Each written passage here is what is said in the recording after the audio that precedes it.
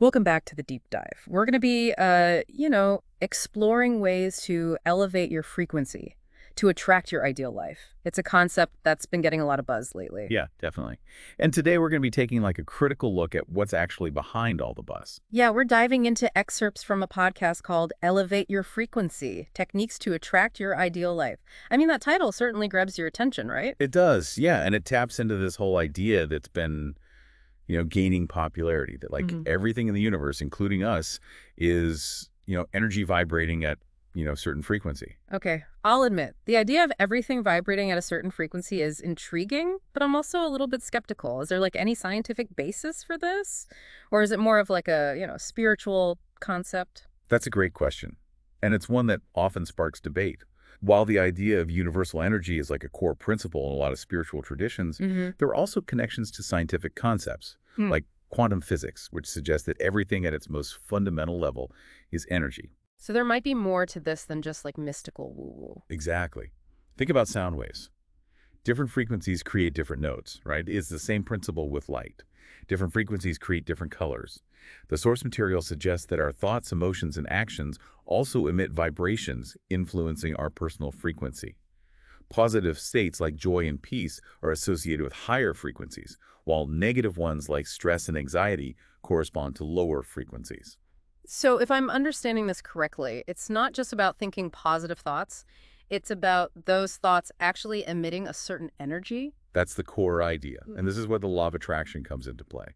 The concept that like attracts, like your personal frequency acts as a magnet drawing in experiences that match its vibration. Right. So if you're operating at a high frequency, the source claims you're more likely to attract abundance, love, and happiness. Hold on, this is where my skepticism kicks in. Isn't that a bit like saying if I think happy thoughts, I'll win the lottery? Yeah, that's a common misconception. The law of attraction isn't about magical thinking or wishing for things to appear. It's about aligning yourself energetically with your desires. It's about creating a more positive and receptive mindset, which can in turn influence your actions and choices, potentially leading to positive outcomes. So it's more about putting yourself in the right headspace to make things happen. Exactly. It's not about passivity. It's about aligning your energy with your goals. Okay, I'm starting to see how this could work, but how do you actually go about raising your frequency? The source outlines 9 specific techniques for, elevating your frequency. Let's Uh, dive into those, shall we? Let's. The first one is all about gratitude, a practice that's been shown to have like tangible benefits for well-being and even brain chemistry. Right. I've heard about the power of gratitude, but how does it actually tie into this whole frequency thing? The source mentions shifting your focus from lack to abundance. That's key. When you're constantly dwelling on what you don't have, you're actually lowering your frequency because you're in a state of want. Gratitude, on the other hand, helps you appreciate what you do have, which raises your vibration and attracts more positivity. It's like tuning your internal radio to a station of abundance. So instead of focusing on what's missing, you're amplifying the good stuff that's already there. Precisely. And by shifting your focus, you're also shifting your energy. Okay, that makes sense. What's the next technique on the list? Visualization. The source material suggests spending time each day vividly picturing your ideal life. Visualization. Interesting, but isn't that just daydreaming? How does that actually change anything? It's about more than just daydreaming. Visualization is a powerful tool for training your subconscious mind. By repeatedly visualizing your desires, you're essentially telling your subconscious that this is what you want, and it starts to believe it's possible. So you're planting the seeds for what you want to attract, almost like creating a blueprint for your future. Exactly. And the more you believe something is possible, the more likely you are to take action towards it. It's about aligning your internal world with your external goals. Okay, I'm starting to see the connections here. What about the third technique? The source material suggests meditation as a powerful tool for elevating your frequency. It emphasizes the idea of connecting with your higher self, a concept that comes up often in, spiritual discussions. Okay, let's define higher self before we go any further. What exactly does that mean? Is it some kind of like separate entity? It's not a separate entity, but rather a wiser, more intuitive aspect of ourselves that we can access through practices like meditation. Meditation helps quiet the mind, allowing you to connect with this deeper part of yourself, which is naturally aligned with a higher frequency. So it's about tapping into a source of inner wisdom and positivity. Exactly. It's about clearing away the mental clutter that can lower our vibration. I can see how that would be helpful. I've tried meditation before, and it's not always easy to quiet my mind. It feels like there's a constant stream of thoughts and worries vying for attention. That's completely normal. Meditation is a practice, and like any skill, it takes time and patience to develop. The more you practice, the easier it becomes to access that state of stillness and connect with your higher self. So persistence is key. Absolutely.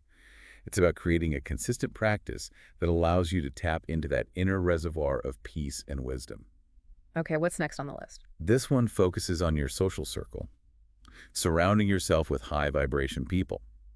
The source highlights how energy can be contagious. Oh, I totally get that. We've all experienced how spending time with positive, uplifting people can boost our mood, while being around negative people can be draining. It's like their energy rubs off on you, whether it's good or bad. Yeah. And remember, we're talking about attracting your ideal life.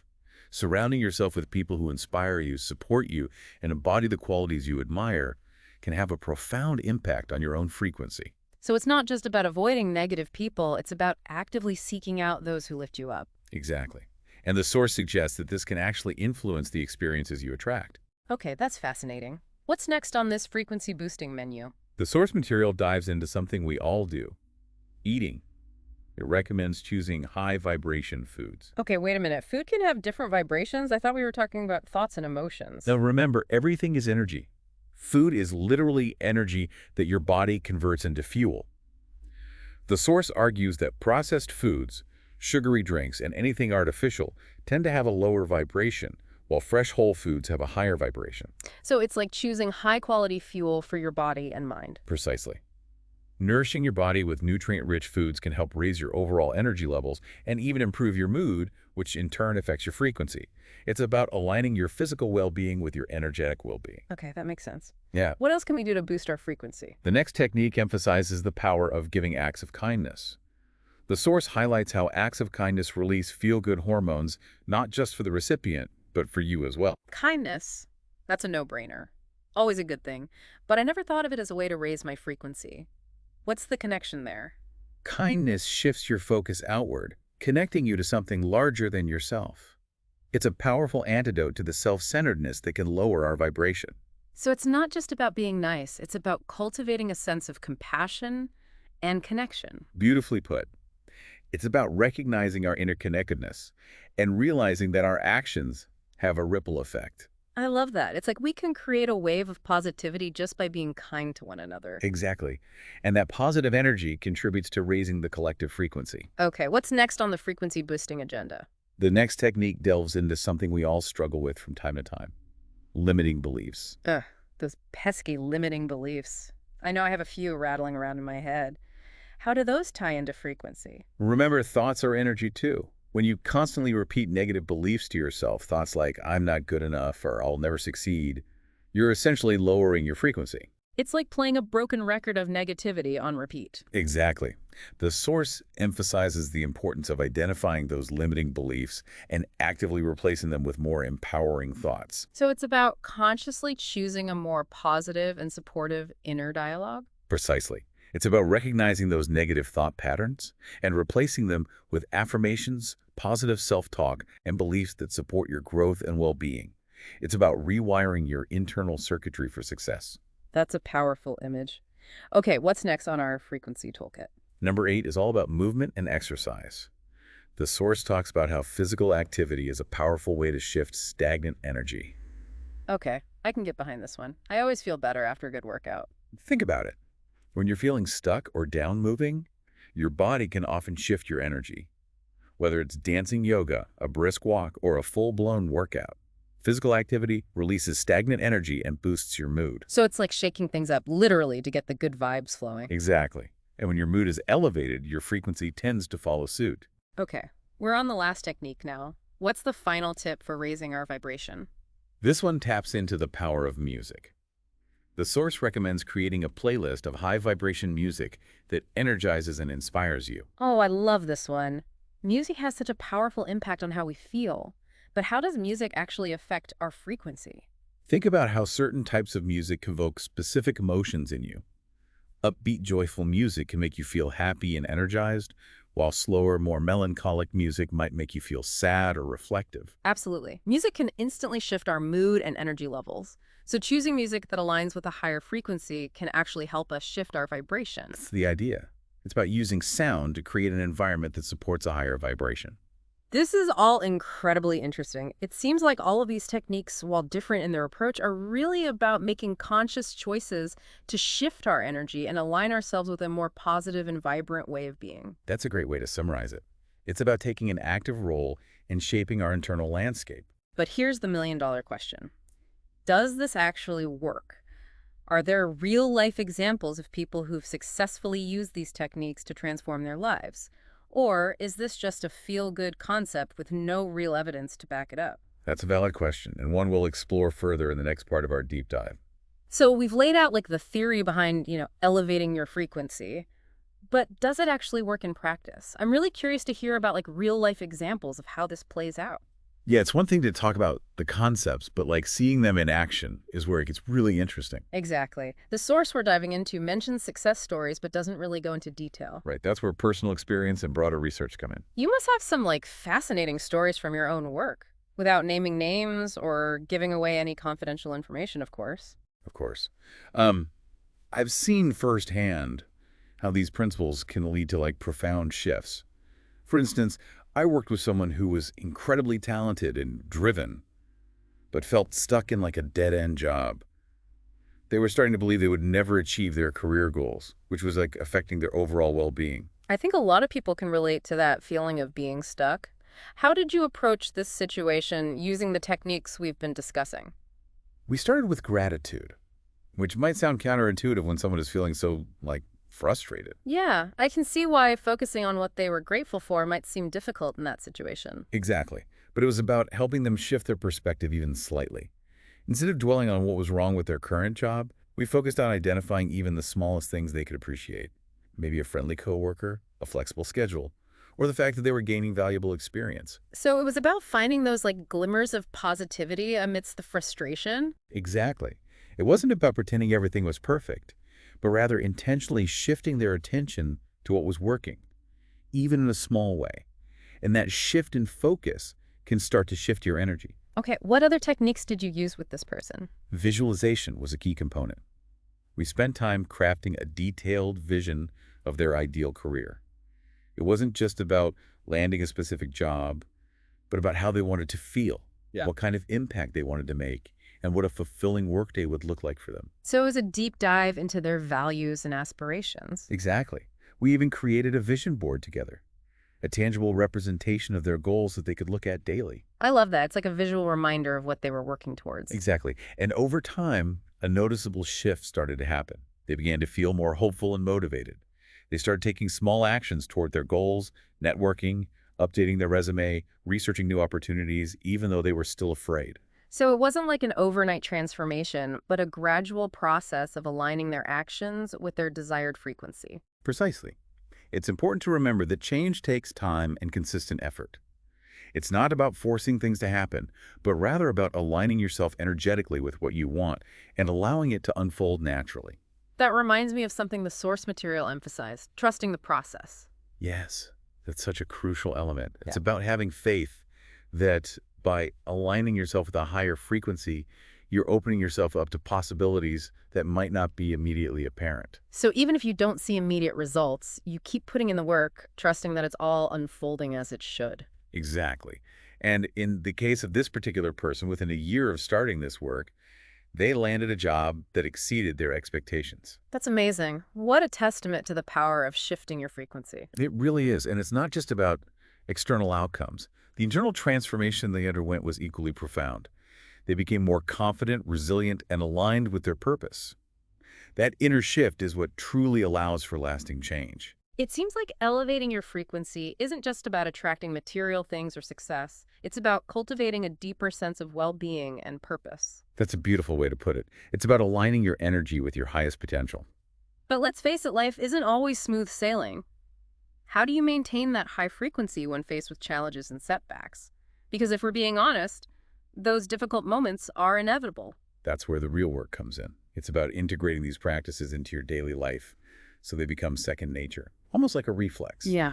When challenges arise, you have a toolkit of techniques to help you shift your energy and navigate those difficult moments with more grace and resilience. So it's about building those positive habits so they become your default mode. not just something you do when things are going well. Exactly. It's about training your mind to focus on the good, to see the opportunity for growth even amidst challenges. That makes sense. But I'm curious, the source material we're discussing seems to focus primarily on like personal gain, attracting abundance, happiness, and success. Could elevating your frequency have implications beyond yourself? Could it contribute to something bigger, something more impactful? That's a fascinating question and one that I think is at the heart of this whole exploration. Mm. If we consider that we're all interconnected, that our individual frequencies can influence the collective energy, then it stands to reason that a critical mass of people vibrating at a higher level could have a positive impact on the world around them. So it's like a ripple effect. One person's positive energy can spread outward and influence others. That's the idea. Think about how you feel when you encounter someone who's genuinely kind, compassionate, Yeah. and radiating positivity. It's contagious, right? Their energy lifts you up. Now imagine if more and more people consciously chose to elevate their frequency. What kind of impact could that have on our communities, our society, even the world at large? Wow, that's a powerful thought. It's like we could create a more harmonious world, one high frequency at a time. It's certainly a possibility worth exploring. And it brings up a whole new dimension to this idea of elevating your frequency. It's not just about personal gain. It's about contributing to a collective shift towards a more positive and loving world. Yeah, that's a really inspiring thought. It seems like if like we all focused on, raising our individual frequencies, it could create this ripple effect of positivity, that extends way beyond just ourselves. Absolutely. It's like we're all like interconnected nodes in this vast energetic network. And if one node starts vibrating at a higher frequency, it influences the nodes around it, creating like a cascade of positive energy. So it's not just about attracting, good things into our own lives. It's about contributing to a collective shift towards like a more harmonious and loving world. Exactly. And that's where the true power of this concept lies. It's not just about self-improvement. It's about creating a better world for everyone. That's a beautiful idea. It's like we're all part of like a grand orchestra, and by tuning our individual instruments, our frequencies, we can create a more harmonious symphony. I love that analogy. It really speaks to the interconnectedness of like everything. We're not isolated individuals. We're all part of like a larger whole. And our individual choices, our thoughts, our emotions, and our actions all contribute to the overall vibration of that whole. That's a profound thought. It makes you realize that we all have a responsibility to contribute to the collective good, not just focus on our own well-being. And that's where these techniques for elevating your frequency become even more meaningful. It's not just about attracting abundance or happiness for ourselves. It's about becoming beacons of positivity that can uplift others and contribute to a more harmonious world. Okay, I think we've covered a lot of ground today. We've explored, the concept of frequency, how it relates to attracting our ideal lives, and like the practical techniques we can use to raise our vibration. We've also delved into this fascinating idea that elevating our individual frequencies could have like a ripple effect, contributing to a more positive and harmonious world. And I think like the key takeaway here is that it's a journey, not a destination. Elevating your frequency is like an ongoing process. It's about making conscious choices each day to align yourself with a higher vibration. So it's not about like reaching some perfect state of bliss and staying there forever. It's about continuously cultivating those positive habits and practices that help us stay aligned with our highest potential. Exactly. It's about integrating these techniques into our daily lives so they become like second nature. It's about showing up each day with intention, choosing to focus on the good, and radiating that positive energy outward. This has been a really thought-provoking deep dive. I don't know about you, but I'm feeling inspired to put some of these techniques into practice, not just for like my own benefit, but for the greater good. I feel the same way. It's exciting to think about the possibilities that open up when we start to consciously cultivate a higher frequency. And who knows, maybe by working together, we can create a world that's more peaceful, more compassionate, and more harmonious. That's a beautiful vision. Thanks for joining us on this journey of exploration. Until next time, keep your frequency high and your dreams even higher. And remember, the world needs your light. So shine brightly.